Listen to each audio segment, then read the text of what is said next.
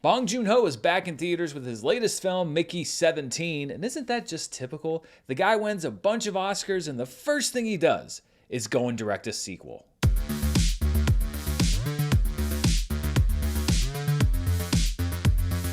This episode is brought to you by Factor. Go to factormeals.com/factorpodcast and use code FACTORPODCAST to get 50% off your first box plus free shipping. And stay tuned after the episode for more info.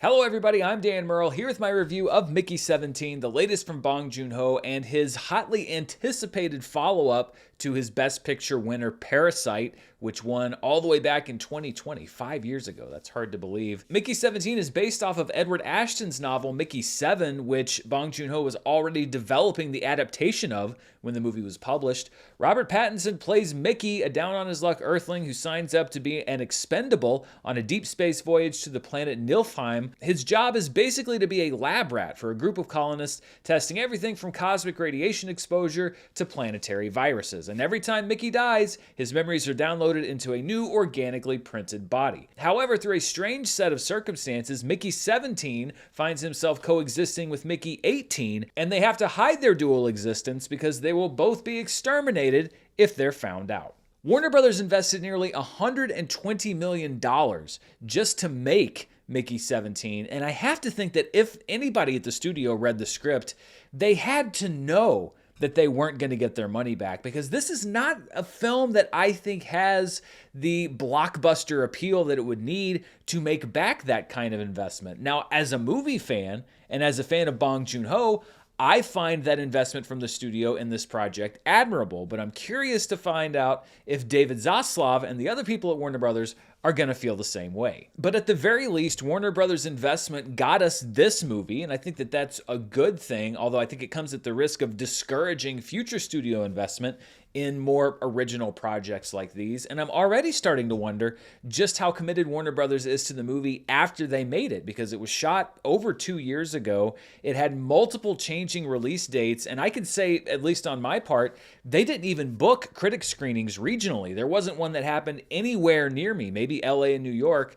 That makes me think that the studio is already starting to hedge their bets. I love the offbeat sensibility that Bong Joon-ho brings to his movies, and I also love Robert Pattinson's post-Twilight career. And it's the marriage of those two things that was bound to produce something unique and memorable. I wish I could say that this movie was a slam dunk all around, but while I walked out of the theater still very much in awe and admiration of what Robert Pattinson has done with his career and his talent as an actor, I didn't exactly feel the same way about the movie itself. Bong Joon-ho is not a director who creates worlds of compromise, and Mickey 17 is a wholly original sci-fi / comedy / satire / romance / action film. And while I like that you're trying to combine so many of those elements together, it's also tough to make all of those slashes fit together coherently. The one thing that absolutely does work is Pattinson's performance as Mickey 17 and 18. This is not an actor playing the same dude twice. Both Mickeys have their own distinct personalities, they clash with each other, and they feel like two completely different people. It's a dual performance in every conceivable way, and I liked everything that he did with Mickey, including the voice, which sounds a lot like Steve Buscemi, but with a little bit of Ray Liotta mixed in there, maybe a bit of Heath Ledger's Joker. It's a really interesting thing. Again, it's a swing for the fences type of thing, and I think on a performance level for Robert Pattinson, it works. Everyone else in the cast is equally going for it, from Naomi Ackie as Mickey's girlfriend Nasha, whose edge is only sharpened when two of her lovers show up, to Mark Ruffalo as Kenneth Marshall, a failed politician who sees the chance to colonize a kingdom of his own on another planet. Ruffalo goes just as big here as he did in Poor Things, and while I don't think his performance works as well, he's still just intensely interesting to watch. It is, however, hard to walk away not seeing the parallels between Mark Ruffalo's character and Donald Trump. And I know that this movie was shot long before the 2024 election. I know that Bong Joon-ho has said that the script itself is not referencing any particular politician, but I don't think that Mark Ruffalo got that note. And I really hope this isn't the start of a trend where every politician in every movie is sort of a thinly veiled portrait of Donald Trump. I was just talking about Daredevil with Kingpin and his whole storyline being very obviously analogous to Donald Trump. I think that Ruffalo brought a lot of that as well there. Of course, real world politics are always going to be ripe for satire and depiction in movies. I just don't want to see the same thing repeated over and over in every movie that has politics for the next 4 or however many years. The great Toni Collette is also in this movie, and she is absolutely unhinged as Marshall's wife, Ilfa, who sports a Hillary Clinton haircut and a strange obsession with sauces. There are a lot of great pieces in Mickey 17, but I don't think that they really come together to form a complete whole. Bong Joon-ho has successfully blended tones and genres so many times before that it almost seems like a given that he'd be able to do it again, but I don't think he's quite as successful here as he's been in other movies like, for example, Snowpiercer. Everything in this movie is dialed up to 11, and when you have so many different elements that are turned all the way up that seem to at times be competing with each other, it can feel a bit like a cacophony at times. It's to Bong Joon-ho's credit that so many of the things do work, but as the writer and director of the film, I think you also have to look at him as the overall manager of the tone of the film. The core of the story is the Mickey's search for identity. 17 and 18 are almost like a Jekyll and Hyde, two extreme versions of the same guy, and I wish the movie had spent more time exploring their struggles to coexist, as well as the comic possibilities in sharing the same job, girlfriend, and everything else.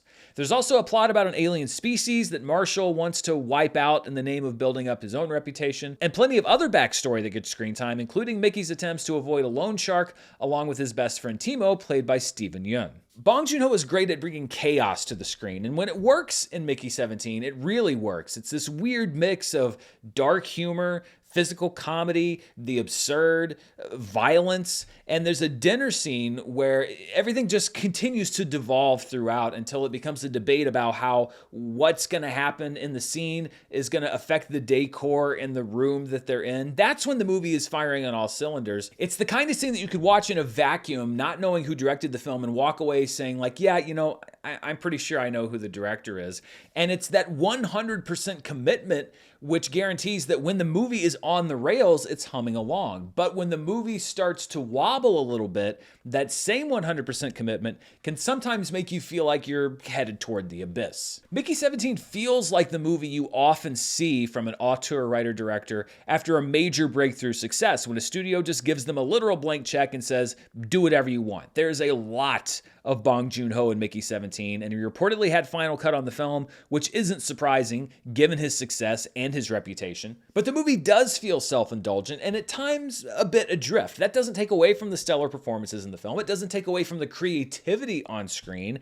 And quite frankly, I'd rather watch 50 movies like this than one overly noted, processed piece of studio filler. At least the enhanced resources are visible on the screen. Mickey 17 features solid special effects work, ambitious but not too ambitious for the budget, as well as beautiful cinematography from Darius Kanji, whose filmography includes Seven, Panic Room, Uncut Gems, and Bong Joon-ho's Okja, and outstanding production design from Fiona Crombie, whose other work includes Cruella, Beau is Afraid, and The Favorite. It's a very well-made movie. I'm glad that Bong Joon-ho was able to make this film. I continue to be in awe at his versatility and his skills as a director, and I also still believe that studios desperately need to continue investing in original, creative movies like this. But belief in the idea of Mickey 17 doesn't blind me to the fact that it didn't completely work for me, though I think that many others are going to disagree, as is often the case with a movie as singularly driven through the filter of the director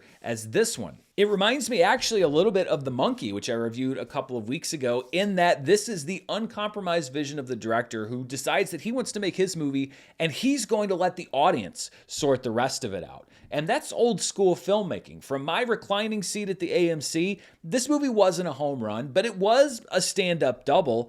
That was enough for me, but the question is, will it be enough for the studios, not just in Hollywood, but around the world, to continue putting their money into movies like this? I hope so, but I worry that that's not going to be the case. So when we look at things on my personal rating scale, I'm putting Mickey 17 in the lower tier of the it's good category. The pieces of the movie are enough to just bump it up enough. But what did you think? Did you see it already? Are you going to go see it this weekend? I would encourage anybody who likes to really be plugged into what's going on in cinema right now to go see it. Let me know down in the comments below. And before we go, I want to thank the sponsor for this review, Factor. It's getting warmer, which means it's time to start getting ready for spring. And if you want to start optimizing your nutrition this year, I recommend Factor. Factor sends meals right to your door that are fully prepared and ready to heat and eat in just 2 minutes. That's right, no prep, no cooking, just eating from choices that cover 40 options across 8 dietary preferences every single week.